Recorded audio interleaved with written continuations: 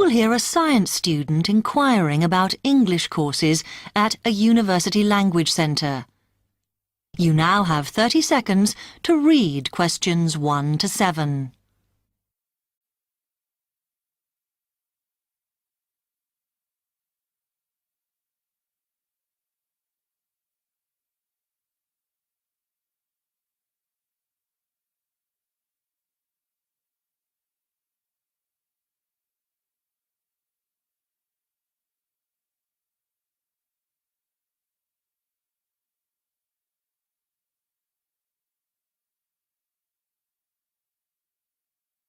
Hi, I've come to ask about the English courses you run for international students. Oh, right.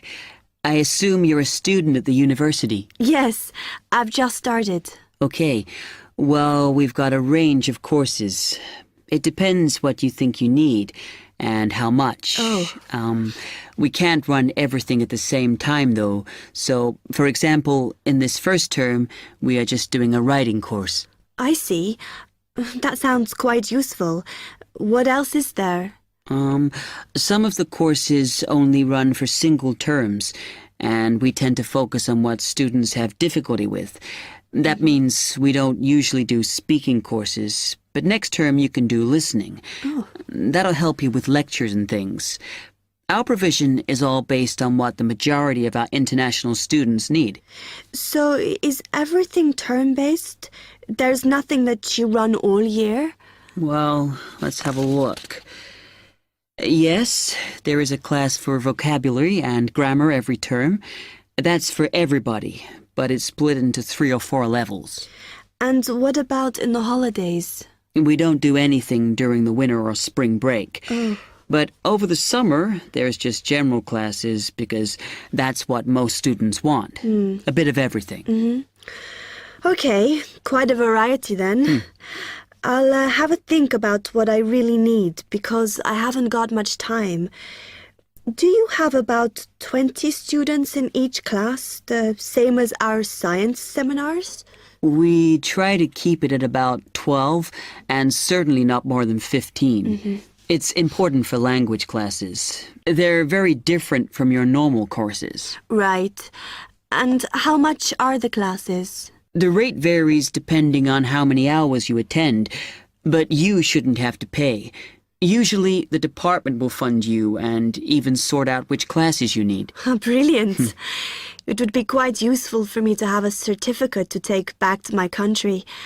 Do you put us in for exams? Yes, but we don't like them to clash with your main course exams in June, so we run them in May. Oh. That leaves you time for revision. Do I have to sign up for something now? I'm not quite sure what I want. Classes haven't quite started yet, so you've got time to decide what you do. All we insist is that you sign up before week 5. That gives you about 3 weeks to decide. Okay. You now have 15 seconds to read questions 8 to 10.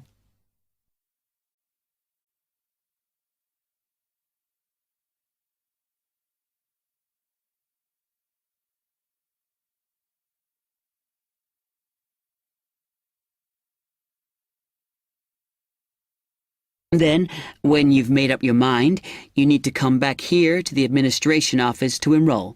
What do I need to bring with me when I enroll? My identity card, I guess. Yes, or your passport. Uh-huh. Then you'll be given a registration form, which you'll have to show to the teacher when you have your first class. Okay. And should I ask my tutor about which classes I should do then? Yes. Then you get a note from him and give that to the desk when you register. Can I use the computers here as well? Yes. You'll be given a password when you go to your first class. So remember to bring a disk with you to save your work on, as you won't be allowed to save it on the hard drive. Okay. Will I need anything else? Dictionary? We've got loads of those here that you can borrow. But you'll need a notebook as we don't provide paper or files. Okay. Thanks. You now have 30 seconds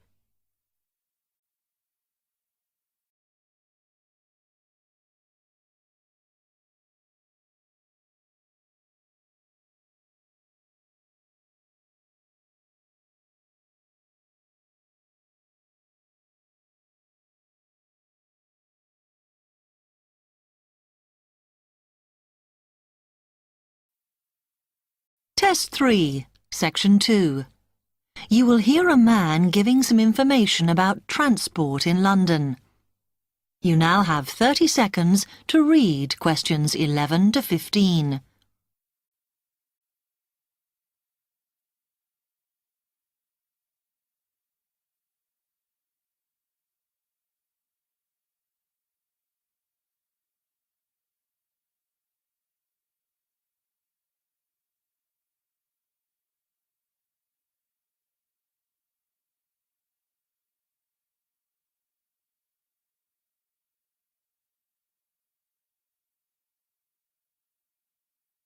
Hello, can I help you? Oh, yes. I was wondering what the best way was for me to get around London. Well, there are a lot of possibilities. As you probably realise, the main ways to get around are bus, train and tube. Oh? The underground. Oh. It depends how much you want to spend. All forms of transport offer special tickets, such as cheap day returns on the trains and so on. Overall, you'll spend less on the bus, as it operates on a basic flat fare for each journey. But of course it may not go to where you need to travel to. The mainline trains only operate in the outlying areas, though a few cross London, whereas the tube has stations which are placed in central areas of the city, close to the main sites and shops. Obviously there are more bus stops, but you will probably have to change buses to get where you want, which can be inconvenient. You will find that the buses are mainly in the central areas, but some tube lines go quite a long way out of London, so you could use this for longer journeys. Having said that, the tubes do get very crowded, so you should use the train if you want to sit down. It does depend where you're travelling to. Well, I'm living on the outskirts, but I have to travel into London to college every day, and then around London when I'm here. OK, so time is going to be an issue for you. The tube should be fast crossing London, but quite honestly, there are so many delays that it's not very efficient. Again, the train has fewer stops, so is probably your quickest option to get to and from college. Of course, which service you use might depend on how frequent it is. I mean, the trains might only be every 20 minutes or whatever, but a timetable is published to save you hanging around. There are a lot of tube trains at busy times of day, but fewer at other times, whereas the buses run every 5 minutes through most of the day, and there are night buses. But you'll need to check out your route first. You now have 30 seconds to read questions 16 to 20.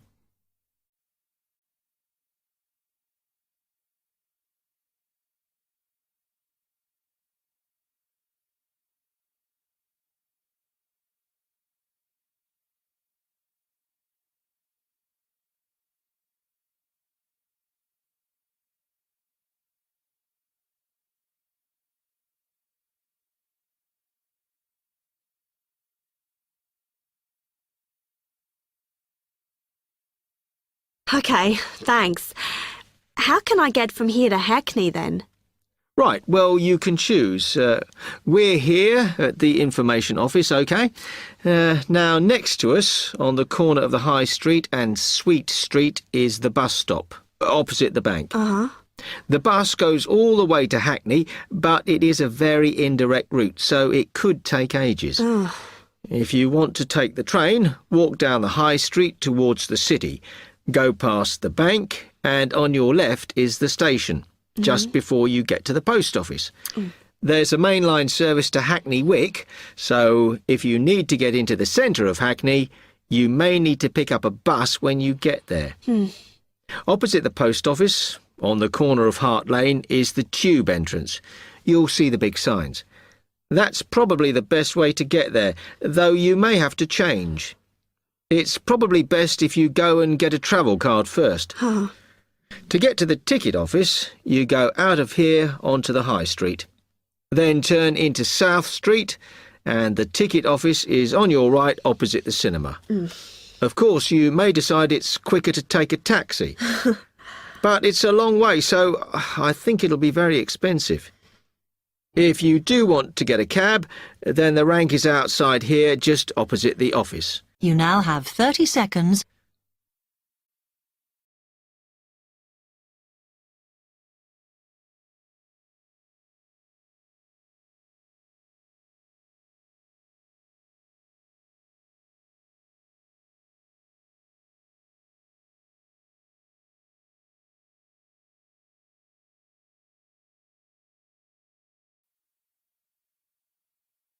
Test 3, Section 3.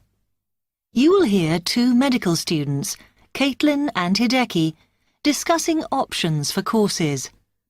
You now have 15 seconds to read questions 21 to 23.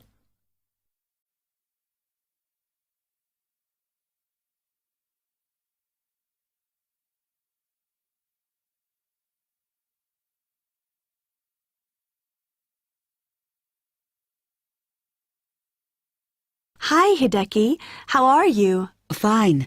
I'm glad I bumped into you. Have you got 5 minutes to sit down and discuss our extra course options for next term? Yeah, sure. You mean the support courses for our modules? Yes. We've got 3 choices, and I'm not sure which would be best for us to do. Let's have a look. Yeah, we could do science and ethics. Sounds quite interesting. Yes, but I think we should be thinking what we get out of each course.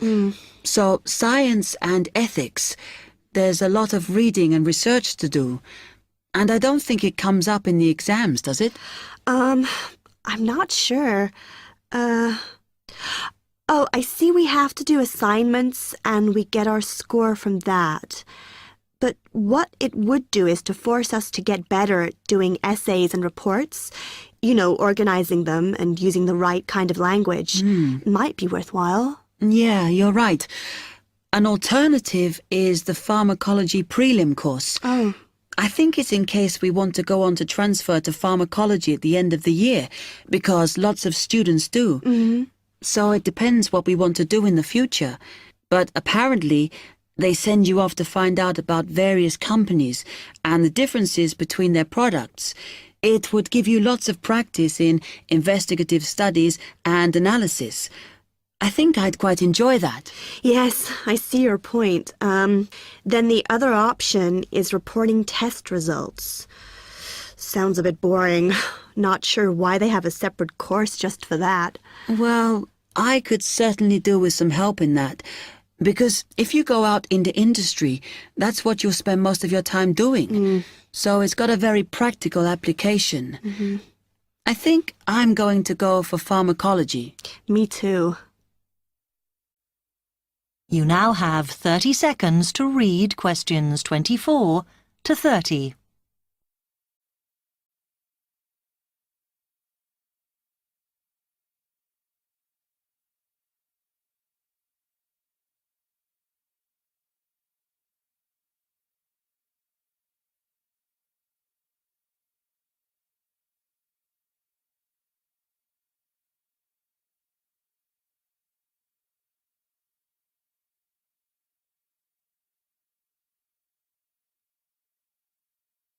So let's have a look at it in more detail.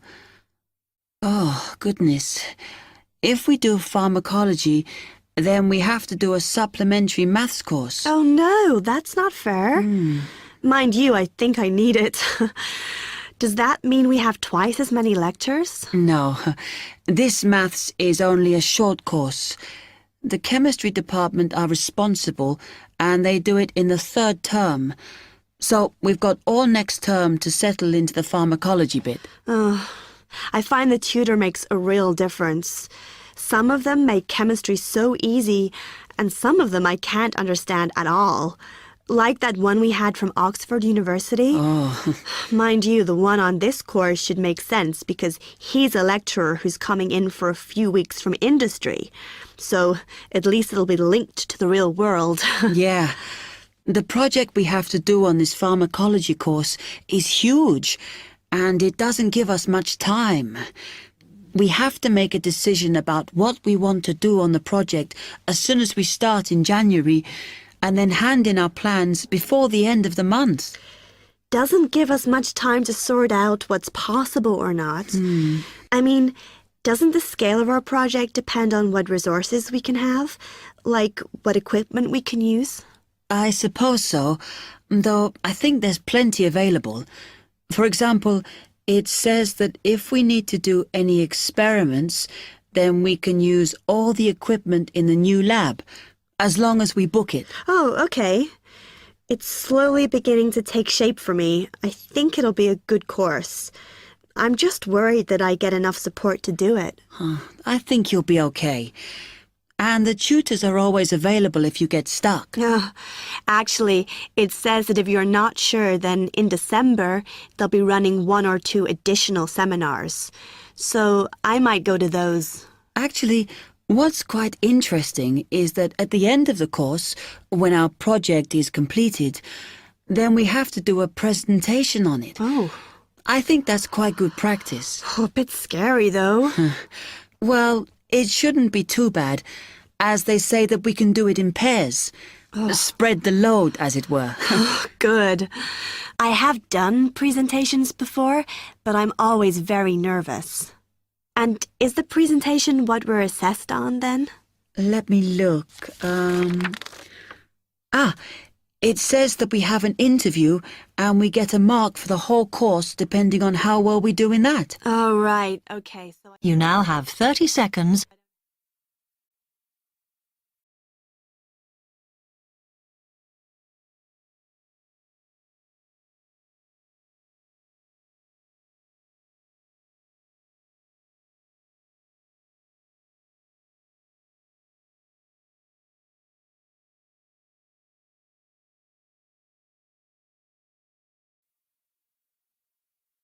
Test 3, Section 4.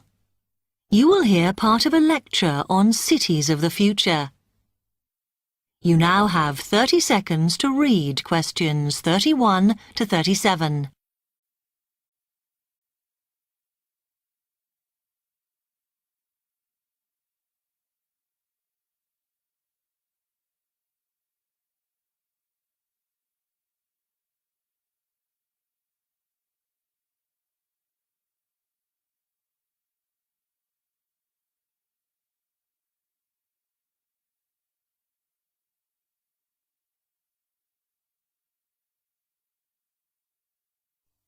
OK, we've been looking at how societies will develop in the future and at the increase in the size of cities. So I want to talk to you today about the key considerations in these cities of the future. There are 3 key elements I want to look at, and these are the new features they will have, issues of size, and the main problems to be considered. First of all, individual transportation will be a big factor in these new megacities as public transport becomes unmanageable. There'll be a huge rise in the use of segways, which are personal transporters like motorized scooters. As a result, and partly also to reduce pollution, roads will be altered so that they are narrower and will take up less of a city's space than they do currently. Naturally, this is a major change to the infrastructure, and something that may hinder it is the huge amount of investment it will require. The next thing is, what is going to happen to the commercial areas? We do not want these to become even larger concrete jungles than they are at present, so we have to look at design. And current designs for city development include building gardens on the roofs of these buildings to make a more pleasant environment for workers. And you may think that these areas will expand to cope with increased commercial activity. In fact, the prediction is that they will cover 1/5 of the area that they do at present as we build upwards. The exception to this is shopping centres, which we predict will expand with more and more temperature-controlled malls.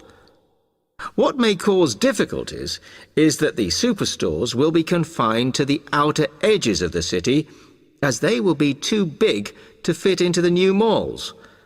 Then, of course, there are the residential areas. and these will undergo their own changes. One particular development will be houses which are built from glass, as innovations in this material allow it to provide light without causing problems with temperature inside a building. The residential areas will not be allowed to expand without limit, as happens in some areas at present, and their size will be restricted to a population of 15,000. One issue, which has yet to be resolved, and I'm not sure it ever will be, is how we manage to house older residents. They will be increasing in numbers as time goes on. Finally, how will these cities live? We know we have limited energy sources, so what will we do? Well, something currently in development, which will be a feature, is that waste is going to become an energy source. For example, to provide gas in homes. Also, as new technology and systems are developed, we will find that energy plants will become smaller. Another energy source we could use, but one which raises issues of having enough space and too much noise, is wind farms. Because of the problems, I'm not convinced these will be the grand solution to our energy problems that we thought they were going to be. You now have 15 seconds to read questions 38 to 40.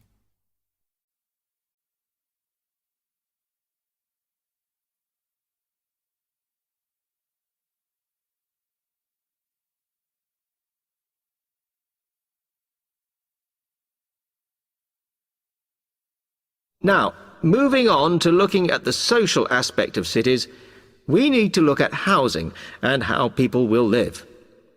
Cities currently have flats in the centre, populated by single people and wealthier residents, and families tend to move to the outskirts. In the future, the centre of cities will see a dramatic change. We will see many more examples of cooperative buildings. This is where people join together to form a company that owns the building they live in. And despite continuing shortages, there will also be a rise in the provision of retirement homes in city centres, so that the elderly can have easy access to hospitals and shops. Recently, we have seen a levelling off in the growth of private housing, and I think that will not change. But we are likely to see more social housing, as far fewer people will be able to afford to own their own homes. OK, now, if anybody has... You now have 30 seconds